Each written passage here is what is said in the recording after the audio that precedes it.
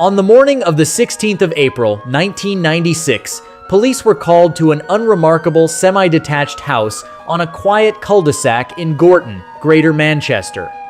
What they found upstairs would stay with the officers who worked the case for the rest of their careers. A detective sergeant with 15 years on the force later said it was the most horrific case he had ever encountered. In a bedroom with walls and ceilings spattered with blood lay the body of a 17-year-old girl named Kelly Ann Bates. She had endured weeks of torture so extreme that the pathologist who examined her, a man who had studied hundreds of murder victims over his career, said he had never seen injuries like hers. To understand how Kelly ended up in that room, you have to go back 3 years to when she was only 14 years old. Kelly grew up in Hattersley near Manchester, and everyone who knew her described the same girl: sporty, social, quick to hold her own against her brothers, and full of ambition. She played sports at school, had a wide circle of friends, and dreamed of becoming a teacher one day.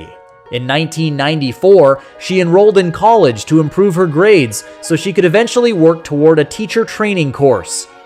To help pay her way, she took a part-time role at a local graphics firm, splitting her time between classes, work, and the ordinary rhythms of teenage life. On the surface, she looked like any other 17-year-old working toward her future. Underneath, she was already living a second, hidden life that almost no one around her fully understood. But 2 years earlier, at just 14, Kelly had already met the man who would end her life. She was babysitting for a friend of his one evening when he offered to walk her home to keep her safe. His name was James Patterson Smith, and he was 32 years older than her, old enough to be her grandfather. What followed was not a teenage romance. It was grooming. Smith worked his way into Kelly's life slowly, positioning himself as someone protective and trustworthy, while building a relationship he made sure stayed hidden from her parents for the next 2 years. By the time Kelly was 16, the warning signs were there, even if the people around her didn't fully grasp what they meant. She began coming home with unexplained bruises. She started disappearing for nights at a time.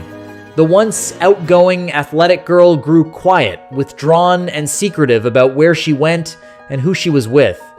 Her parents had no idea their daughter was being drawn deeper into the control of a man decades older, one who, it would later emerge in court, had a documented history of violence toward previous partners.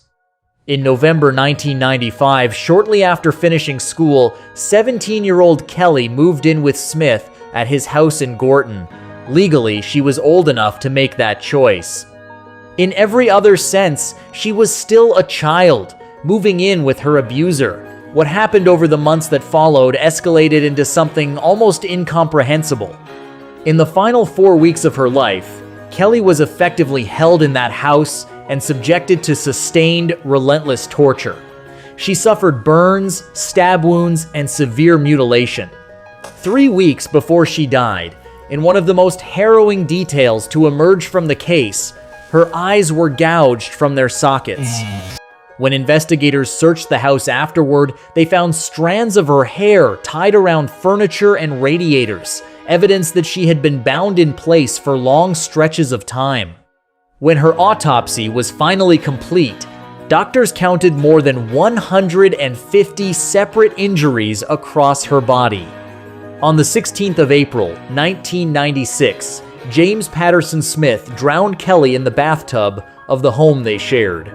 When officers entered that house, experienced police who had seen the worst of what people do to one another said they had never witnessed anything like it.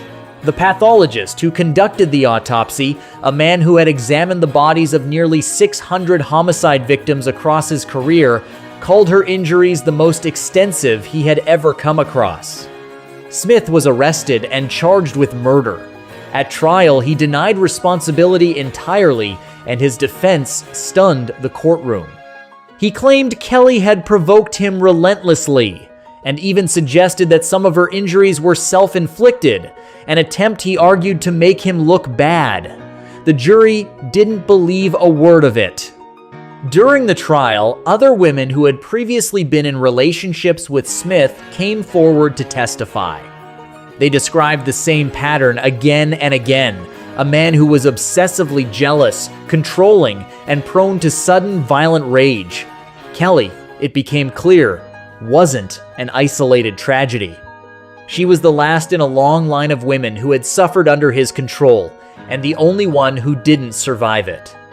A consultant psychiatrist also gave evidence for the court, describing Smith as someone with a severe underlying personality disorder rooted in a need for total control over the women in his life, a portrait that helped explain, if never excuse, the years of escalating abuse that led to Kelly's death. It took the jury only about an hour to reach a verdict. On the 19th of November, 1997, James Patterson Smith was found guilty of murder and sentenced to life imprisonment. The judge didn't soften his words at sentencing, calling it a case of extraordinary depravity inflicted by one human being on another, and telling Smith directly that he was a highly dangerous man who would not be allowed to hurt anyone else again. For Kelly's parents, Margaret and Tommy Bates, no sentence could undo what had happened to their daughter. They had watched their sporty, ambitious teenage girl slowly vanish into secrecy and fear without ever fully understanding, until it was far too late exactly what and who she was up against. In interviews afterward, they spoke about how normal it had all seemed at first, how an older man's attention toward a 14-year-old babysitter had been framed as protection rather than the beginning of something predatory. Nearly 3 decades later, Kellyanne Bates's case is still cited by domestic abuse researchers, campaigners, and journalists as one of the clearest and most devastating examples of what unchecked coercive control can become. It's a story that shows how grooming rarely announces itself. It looks like an older man walking a young girl home to keep her safe. It looks like a secret that goes on a little too long, and bruises that get explained away one too many times. Kellyanne Bates should have finished college, trained as a teacher, and built the life she was working so hard toward. Instead, her story became a warning, repeated in classrooms, case studies, and conversations about abuse ever since, about age gap grooming, about isolation as an early sign of control, and about how much it matters for the people around a young person to trust their instincts the moment something feels wrong, and to act on that instinct before it's too late,